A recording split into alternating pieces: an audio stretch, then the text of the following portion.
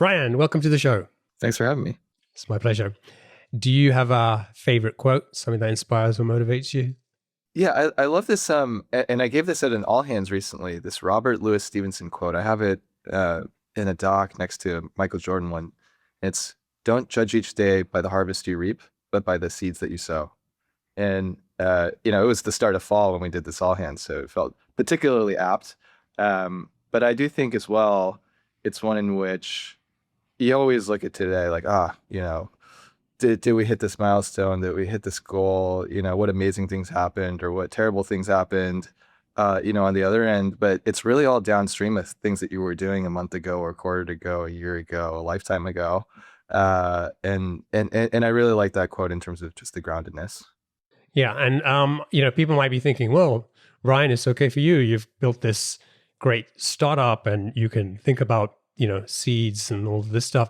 But we'll talk a little bit about that in more detail because there was a time when you launched the business and it was a very tough time and you still, lived by that same principle. Yeah, absolutely. Cool. So for people who don't know Assemble, tell us, what does the product do? Who's it for? And what's the main problem you're helping to solve? Assembled is the AI platform for customer support. So we work with hundreds of modern enterprises, companies like Stripe, like Robinhood, Etsy, Ashley Furniture, and we help them in a bunch of different ways. One is AI automation. So our chat agent, our voice agent, they handle 70, 80% tickets themselves. Our AI copilot makes people more productive, 20% more productive. It helps them run 50% faster. And then our AI operations product, it's called Workforce Management. It powers the forecasting and staffing and orchestration between human and AI agents for contact centers as large as 20,000 people, and then all the agents underneath, AI agents underneath. We've been at it since 2018. We launched in 2020. We were really slow to get off the blocks, and we've raised 71 million in venture capital from NEA, from Emergence Capital, from Stripe. Awesome. And give us a sense of the size of the business, like where are you in terms of revenue, customers? Yeah, we're at tens of millions in ARR. And several hundred customers. And how big is the team today? So we're about 122 people. So San Francisco, New York, we just on Monday had our first person based in London start. So about half the company in San Francisco, about a quarter in New York, quarter remote, and then one in London. And we'd like to grow that really quickly. Cool. So let's go back to when you launched the business. So it was just around the start of the pandemic. Where did the idea come from, and why did you feel this was the thing that you were going to commit your time to?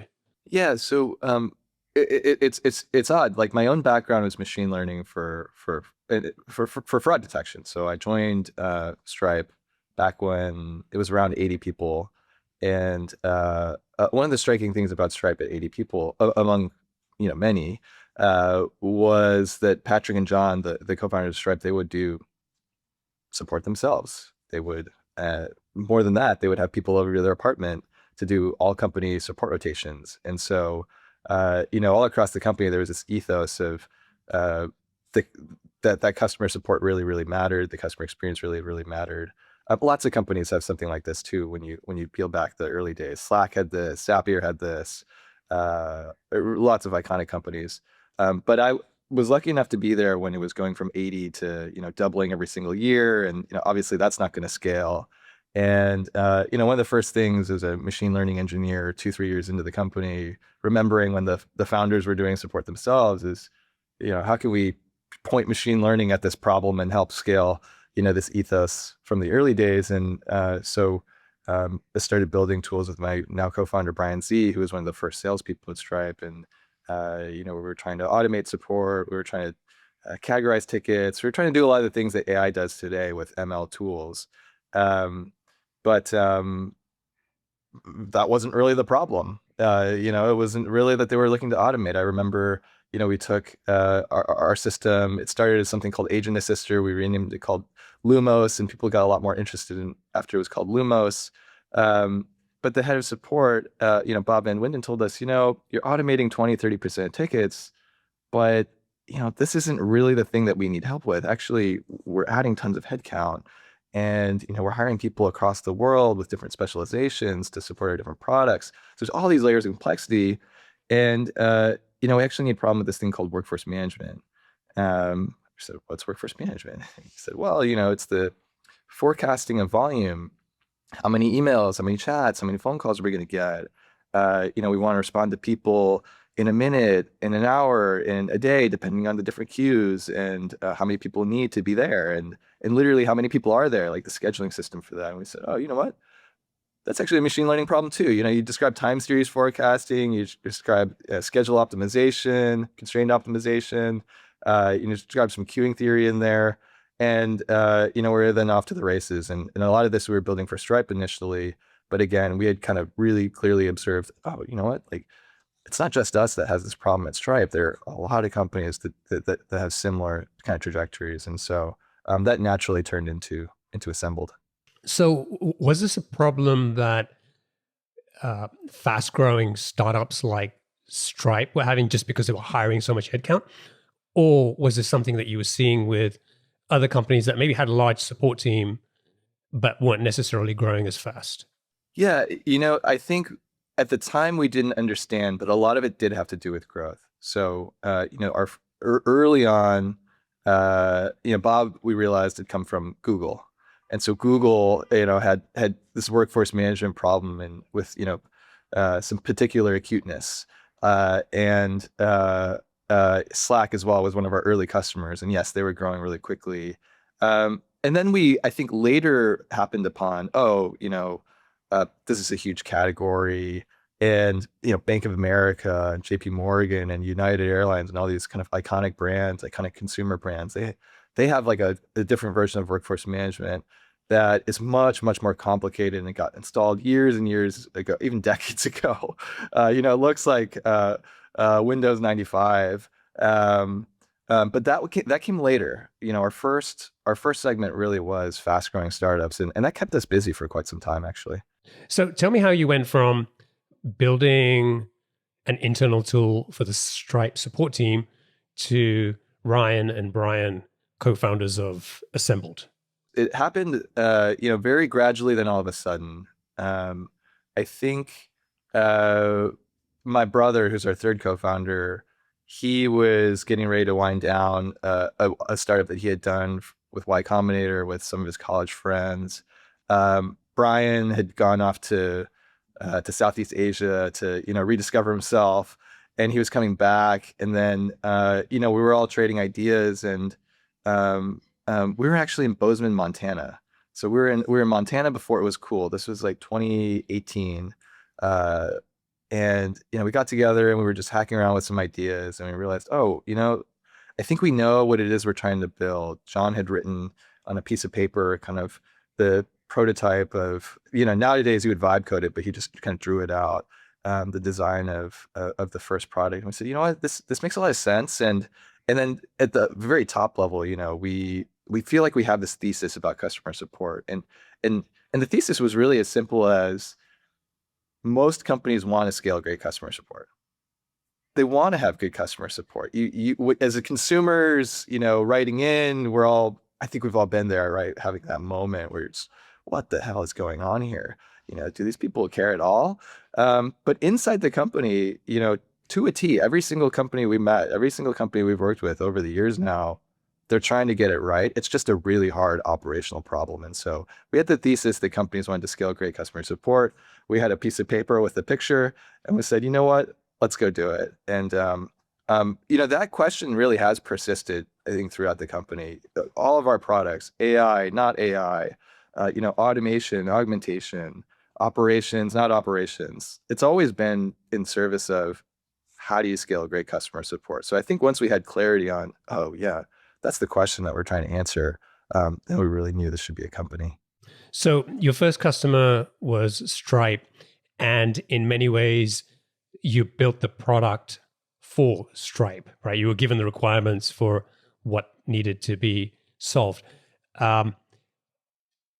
When it came to like getting the next few customers, how easy or hard was it to convince them that they needed a solution like this? Yeah, I would say it wasn't so much convincing them they needed a solution as discovering their problems and then realizing, oh wait, we can draw a line between them, and kind of almost like regression style fit the line to the curve, or fit the line to the scatter plot. And what I mean by that is Stripe, was our first customer, probably much larger than everybody else. Our second customer was Casper, and I think we gotten introduced to them by an investor that was probably trying to vet us a little bit. And there was this guy Gabe, who was the CTO of Casper, and he had this incredible philosophy back then of like bet on tools. If they bet on the right early companies and the right early tools, they would get cheaper software and be able to benefit by pointing people at the roadmap. So Casper was a lot smaller than Stripe, but growing really quickly. And then our third customer was Grammarly, and that was a friend of a friend who was a PM there, and he introduced us to the support team. And then our fourth customer is GoFundMe, and each of them, what we found was, how do you, what are some of the challenges that you have in customer support? What does it look like? And we're just following them around, with all four of them. There was a spreadsheet with kind of dates and times across the top. So you're starting to imagine a calendar, and then names going down, and then this color coded, what are people supposed to be working on?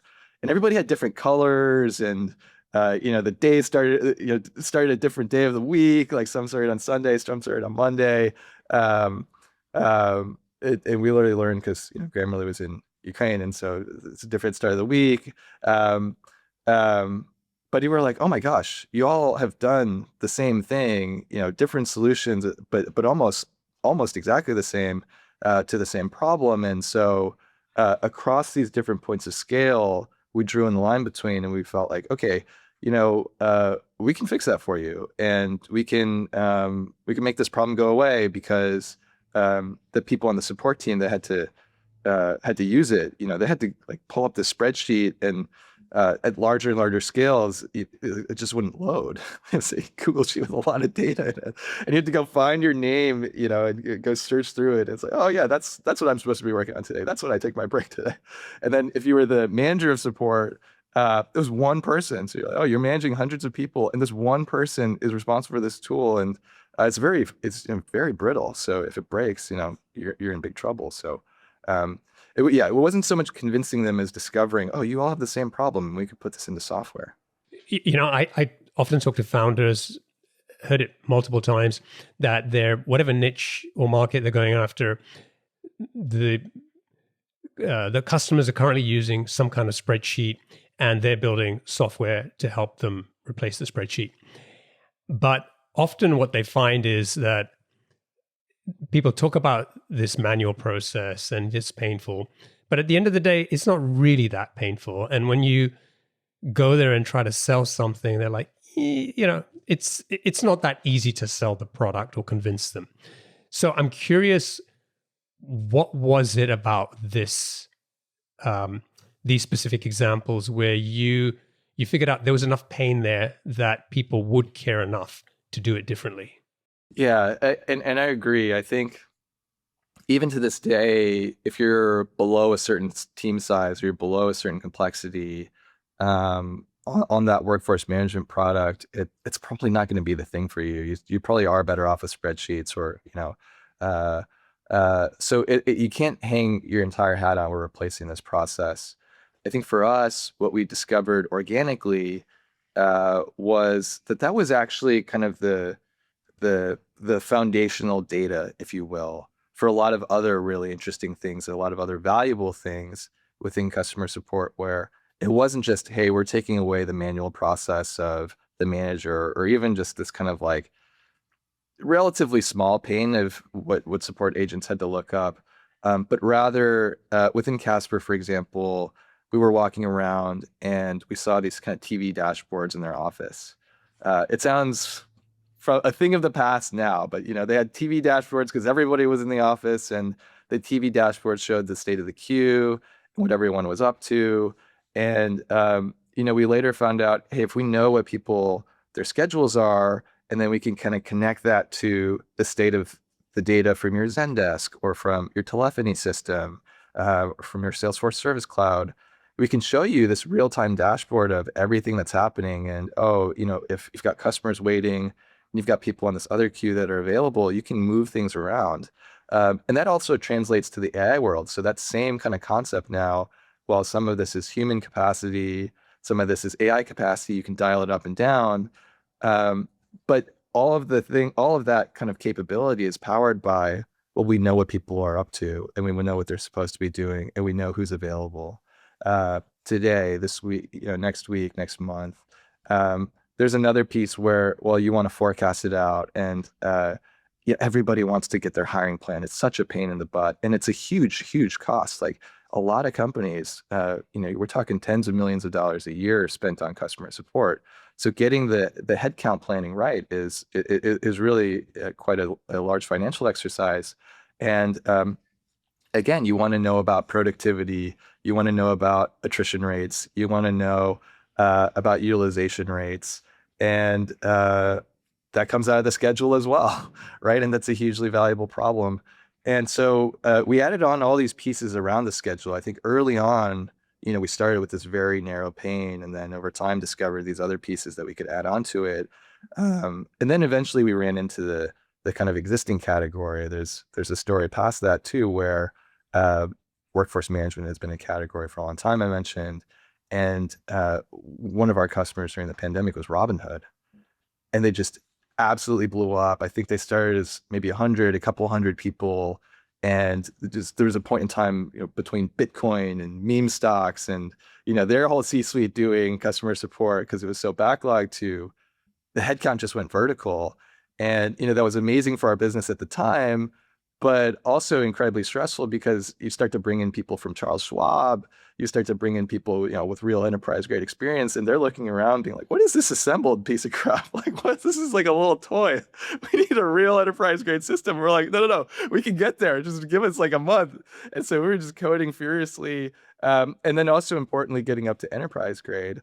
And so, that kind of experience just in light speed ripped us all the way through to, okay, it started as a spreadsheet replacement. We're adding on all these value add features.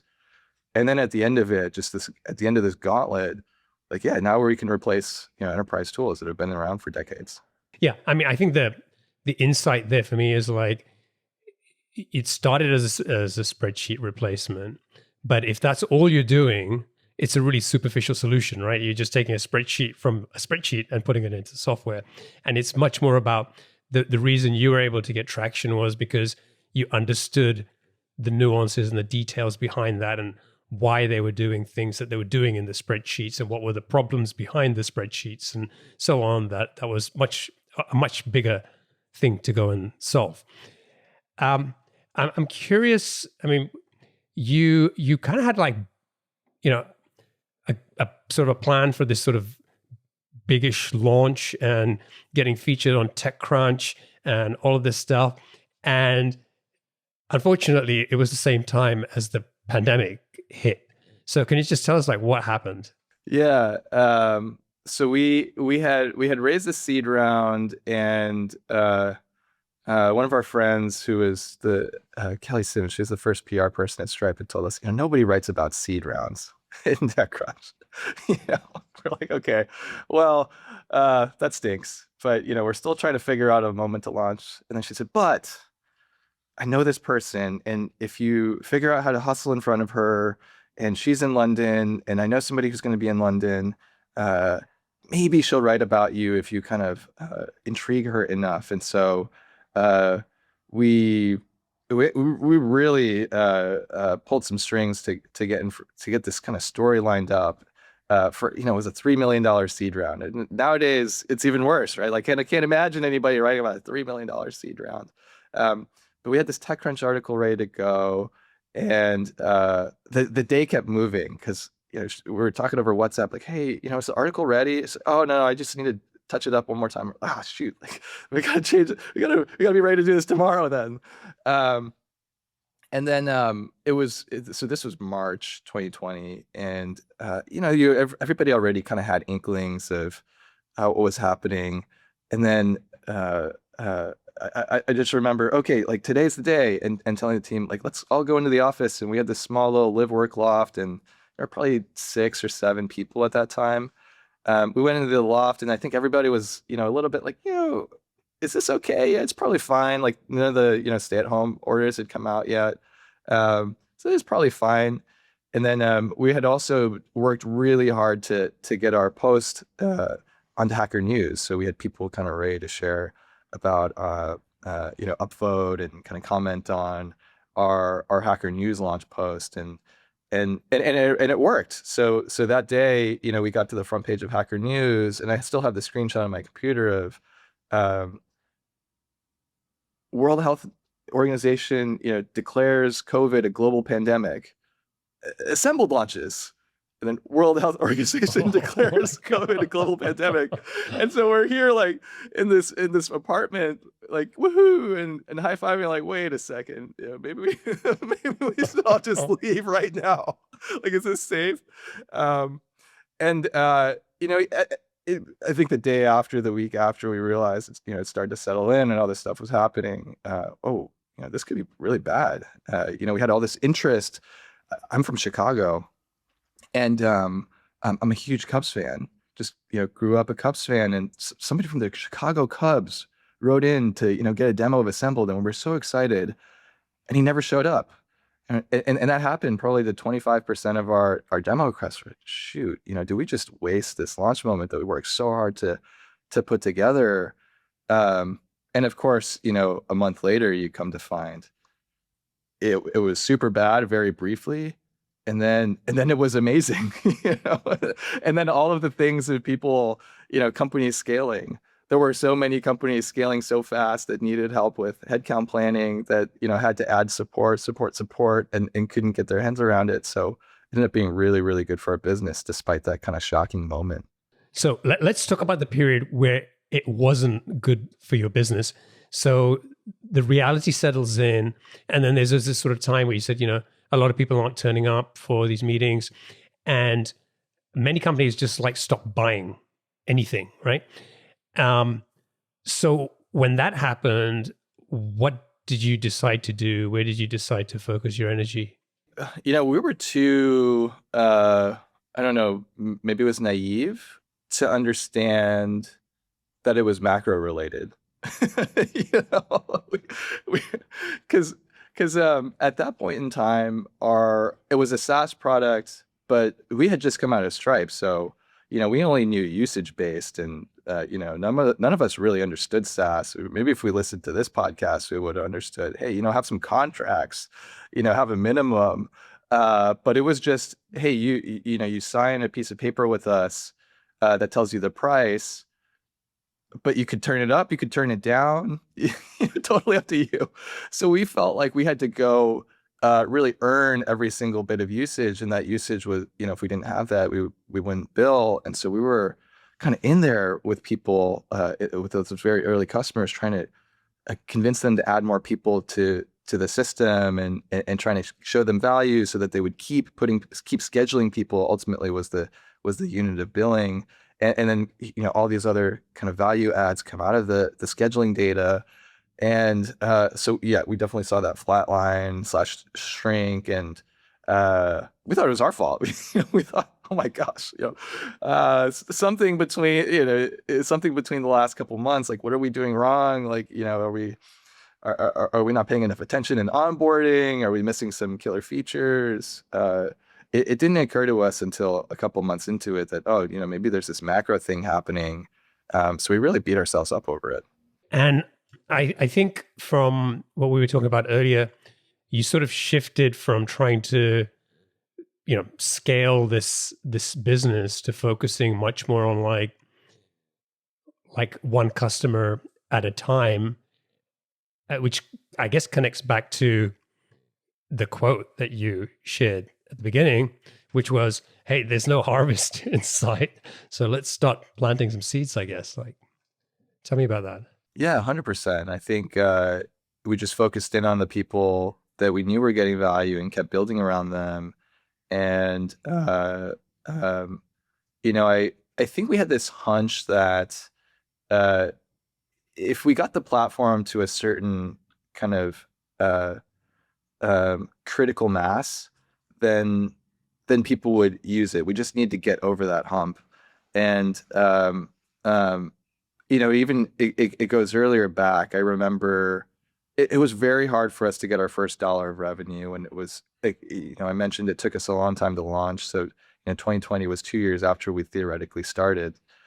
So we were kind of used to this feeling that maybe things will be harder until you reach that point of critical mass. And I talked to Jack Altman really early on. He was an angel investor, and he had started this company Lattice. He's obviously a famous last name, and he said something really that has stuck with me over the years. He said, he'd gone to like a really good Ivy League school, and he worked at a pretty successful startup and rose super quickly.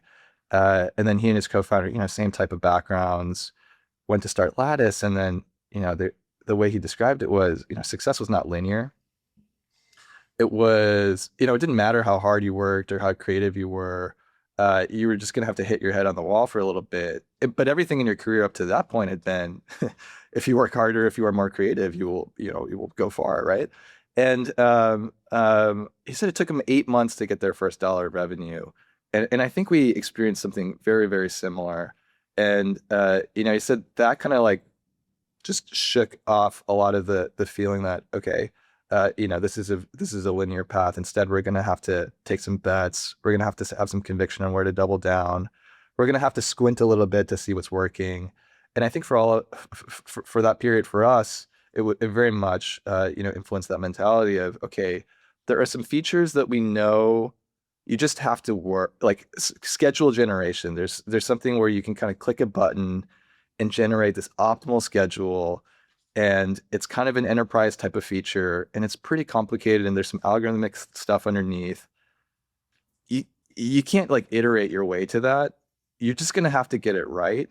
And until you get it right, they're not going to be able to really see what you see. And that's just going to take a while. Like that's a hard thing to do. So we had a couple of features like that where we just knew we had to buckle down. And then also, there were some features where, it was like, you're telling us this, Stripe, but, we don't know if that's really generalizable. And so there was a lot of conversation too around, okay, we're trying to wrap our heads around this problem more deeply,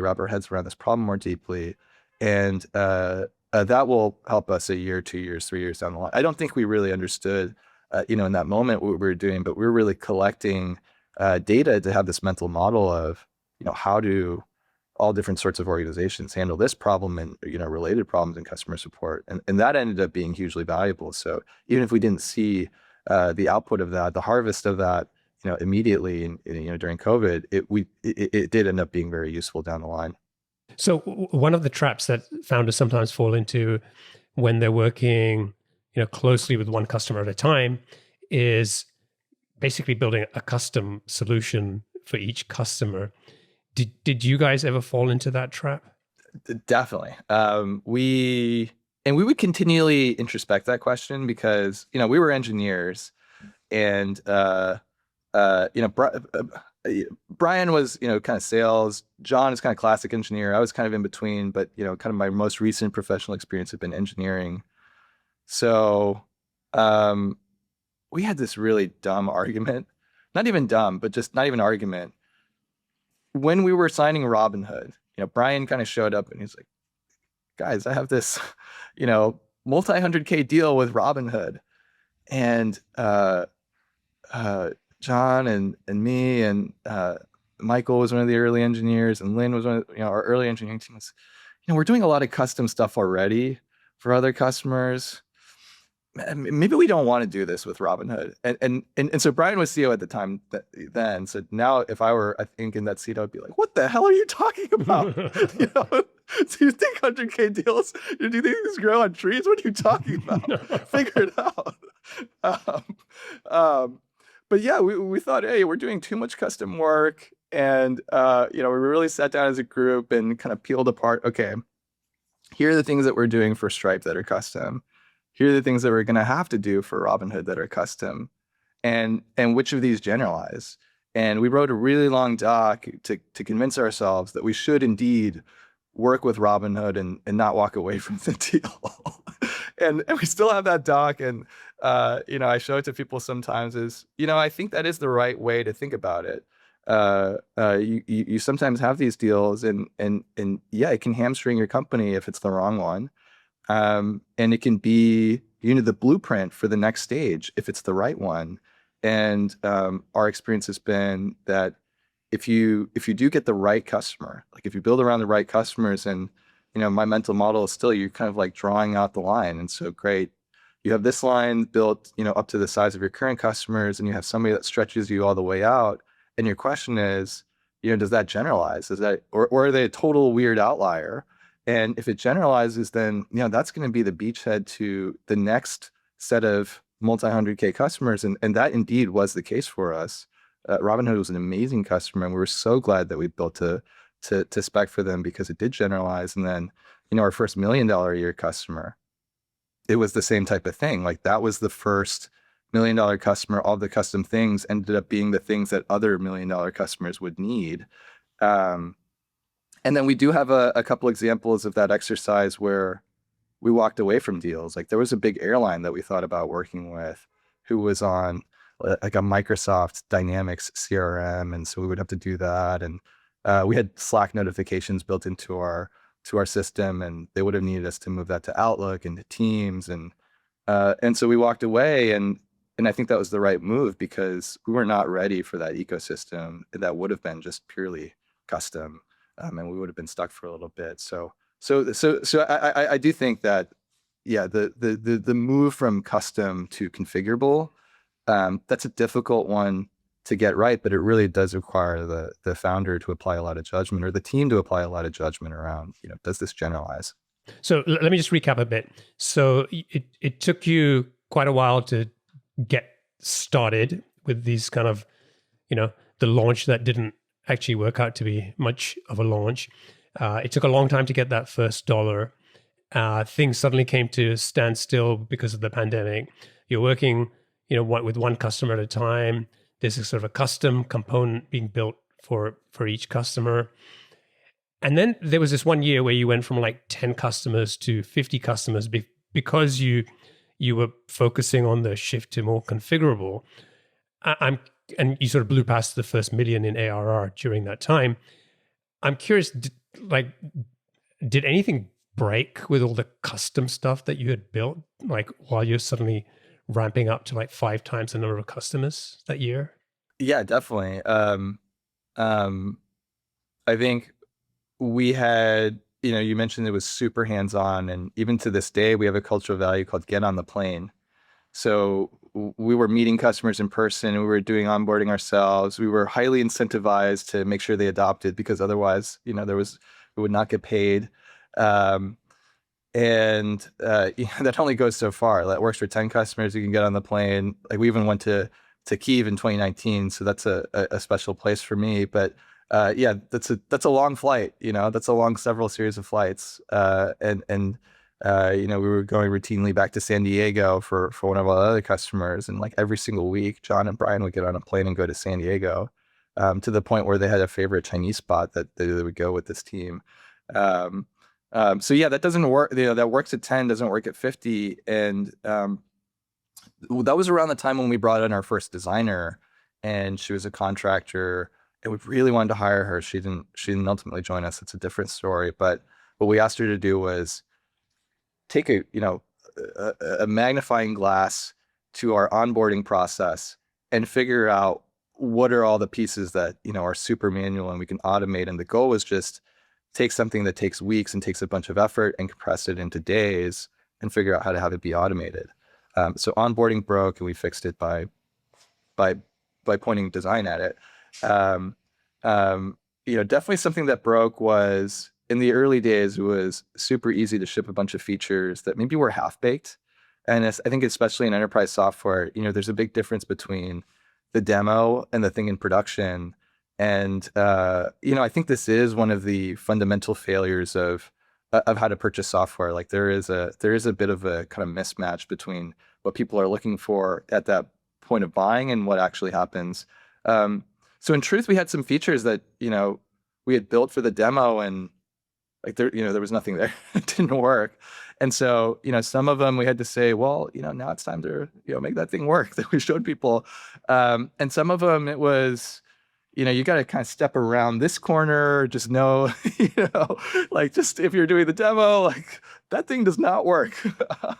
And so it was, probably we should get rid of some of those. And we had a lot of cleanup work to do and, engineering parlance, a lot of technical debt to clean up so that, people coming in would come in, like new hires would be, what the hell is going on with the configure staffing settings? Oh yeah, don't worry, that never worked. So you're not crazy. That did not work. Let's. I want to talk a little bit about like just growth, and I know you mentioned most of the early customers came from word of mouth, warm intros, and once you scale beyond $1 million in ARR, you started to build out your GTM motion, hiring AEs, and all that stuff. But communities played a big part in your growth as well. I'd love to understand, like, we sort of know the playbook in some sense, right? It's like go and find where your customers hang out, the communities, but turning it into something that helps people understand about your product without being pushy or salesy or annoying is kind of the balance, right? So what did you do? What were some of the lessons you learned from, being part of these communities? Yeah, I think the big lesson there was, whether it's community, when people talk about GTM, they talk about kind of the lever or the motion, community or outbound or billboards or, content like nurture. We had read through all these and, I was interim head of marketing for a while before we hired a head of marketing and kind of learning all this stuff. And it was a lot of the literature was about levers. And I think what we realized was, and it was by accident, one of our customers from Casper was texting these other kind of customer support leaders in the kind of New York startup scene. And, we heard about it. It's like, oh, how did you come to know each other? And they told us about this Slack community called Support Driven. Or, okay, well, we have to join this Slack community, and you join, and you're like, whoa, everybody's here. This is where all people are hanging out. And people would routinely trade notes there. How did you make your first hire? Hey, we've got 10 hires. We're trying to figure out how to scale up. How do you think about outsourcing? How do you think about workforce management? And we knew things were working when people started to ask, hey, we're looking at this tool called Assembled. What do people here think about Assembled? And then, it occurred to us, well, we should kind of grease the wheels a little bit there. And, in the early days, we would ask people, hey, there's this thread, that's about Assembled. Would you be up for just sharing your thoughts? Like, you don't have to say what you don't really think, but would you be up for sharing your thoughts? And to a T, because we were super hands-on with people at the time, they would, oh yeah, of course. Love you all. Happy to share my thoughts. And then you would start to see these threads where, what do people think about Assembled? Assembled's amazing. Oh yeah, I also had a great experience. Oh, it's super good for replacing your spreadsheets. Here's how you talk about their finance team, right? So do. And then we quickly found that basically we had, everybody that was looking for software in that audience, in that community was essentially team assembled. And I think the learning from there was, it was less about we went looking for a community and it was more, where are our customers hanging out? And in particular, what is this audience? And I think about it now with our team, as we're trying to get to the same clarity with some of our new products, like, what's working? And where are customers super happy? And where do you see 3, not 1? And what are the commonalities? And just where do they hang out? And so, think about that as what ponds should you be fishing in? Because once you've kind of gotten full mind share of that one, then you should think about kind of leaping from there to the next audience. But you see that these are kind of pockets of kind of like densely connected people. And that's what we're really trying to do across all these levers, is figure out how to win that audience. Yeah, love that. Before we wrap up, just one last question about your ICP. typically we know, have a specific ICP, all of that stuff. But when you actually ask many founders at the early stage, who's your ICP, it's kind of very fuzzy and vague. You were kind of very data driven about your ICP. Can just tell me a little bit about like what that involved, and more importantly, like how did you figure out that level of detail? Yeah, we had our first go-to-market hire was this woman, Jen Ong, and she came from Stripe with us. And it was her, I would say, scrappiness that, and we take this as a playbook today, in our early workforce management product and our AI products, it's just sit down with a list of customers and play around with it. And so even in our most recent board deck, it was, hey, give us all of our AI chat customers, give us all of our AI voice customers, and give us as many columns with characteristics there. And we're just going to look and stare at that list. Because a lot of the times, I think when you try to do the ICP exercise, it's, kind of thinking or shooting from the hip or trying to be strategic. And what Jen did was just take our list of customers and, kind of like sticky note them together. Oh, like these ones are all on Zendesk. They're all on the same platform. Oh, these ones are all on, they're all direct to consumer. It's direct to consumer. These ones, this one's 20 agents, this one's 30 agents, this one's 10 agents. Oh, there's like a grouping right here. And so she had these groups of tier 1, tier 2, tier 3 across all these different characteristics. And then, it did it wasn't as clean as that. I think it took a little bit more time, but that was the process. And then by the end of it, it was, our first set of workforce management customers, they were 20 to 200 support agents. They were on Zendesk or Intercom or Customer. They had support hours that were not just 9 to 5, but like 7 days a week, or cross time zones, so that it doesn't fit one shift, but you have to have multiple teams. They're on multiple channels. It's not just email support. You just kind of show up and do as many emails as you can, but you have phone support. So you need to know, like, okay, we have to have people there, or chat support, same type of thing. And so it was as specific as that, but it fell out of, okay, what is going on with simply the customers that we have if we try to look at really hard at them? Yeah, I love that. We should wrap up. So let's get onto the lightning round. I've got 7 quickfire questions for you. Sure, sounds great. Okay. What's one of the best pieces of business advice you've received? We worked with an executive search firm that said this deeply annoying thing, but that I think contained a lot of wisdom. They said, "You're not Stripe." We had come out of Stripe. It was like, yeah, of course we're not Stripe. We're assembled. But the way that we were operating was like Stripe, and we needed to operate like assembled. Love that. What book would you recommend to our audience, and why? I really like this book, and it's really all the books by this author named Stephen Berlin Johnson. He had a book called Where Good Ideas Come From that was highly influential to me. And basically the idea of the book is it's not this like amazing moment of inspiration. We're used to the, kind of like scientist who's, in their house and then eureka. But actually it's this very highly networked thing, and it comes from people trading ideas, and there's this concept of the adjacent possible. And when multiple innovations happen across disparate fields and then they come together, the adjacent possible moves, and multiple people get to the next insight pretty much at the same time. And I think the takeaway for startups there is, networking actually is a real thing. Like you can learn a lot, and you can get a lot out of being plugged into networks. What's one attribute or characteristic in your mind of a successful founder? Jensen has that suffering thing.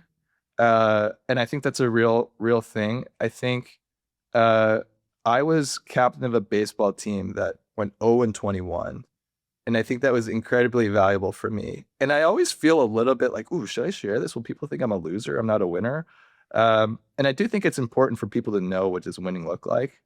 But if you go through something where you're 0-21, or you're just kind of like getting whooped, and every single day I feel like, okay, but the next one, if these things happen, like we could do it. I think that's a good trait to have. I think that's a trait that you need to have, frankly. What's your favorite personal productivity tool or habit? I have been using a tool called Rescue Time for now 20 years now. Oh my gosh. I wish they would go back to if anybody from Rescue Time is listening to this, I wish they would go back to the older UI. But it tracks everything you're doing on your computer. You can log offline time. And it tells you at the end of the week, like, hey, here's how much time you spent across in different tools. And mainly at this point, it's just useful. People talk about, 996. I'm like, I know how much time I can work.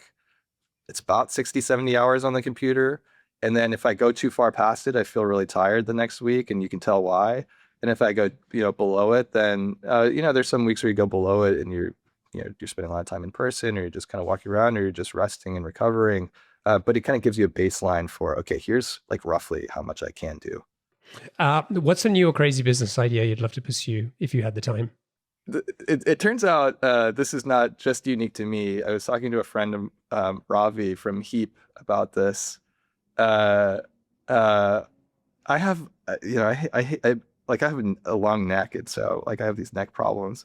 I would love to have a computer desk where you can kind of lie down flat and just kind of stare at the computer above you, and then you're basically a lying down desk. Apparently, Alan Greenspan used to take meetings lying down. So maybe there is a market for it. Yeah. What's an interesting or fun fact about you that most people don't know? I think if I weren't doing startups, I would want to be an economics or a statistics professor. I don't know if I have what it takes. Today, I probably don't have the attention or the focus to be able to make it all the way through a PhD program. But that's my kind of lifelong goal, is to be a professor. Cool. And what's one of your most important passions outside of your work? So I went to a boarding math and science magnet public school. And so I really am interested in public education and in different creative forms of public education. I think it is the great equalizer. This school is called the Illinois Math and Science Academy. And it was, at a time in the late 80s, early 90s where, the country, the world was really interested in, how do we incentivize new creative minds? And, I worry that we're kind of getting away from that. So I think public education is one of the great equalizers. And I think that there are a lot of things that, there's still a lot of interesting ways in which people are pursuing this, but there should be a lot more. Awesome. Well, Ryan, thank you so much for joining me. It's been a pleasure. I think we covered a ton of really interesting stuff in the last, 48 minutes or so. So I appreciate you sharing your lessons and kind of the story of building Assembled. If people want to check out Assembled, they can go to assembled.com. And if folks want to get in touch with you, what's the best way for them to do that? I'm just Ryan Wang on LinkedIn, and I look at my messages and share some stuff about the future of work and the intersection to customer support. And so please give me a shout. Awesome. Thanks, man. It's been a pleasure, and I wish you and the team the best of success. Thank you. My pleasure. Cheers.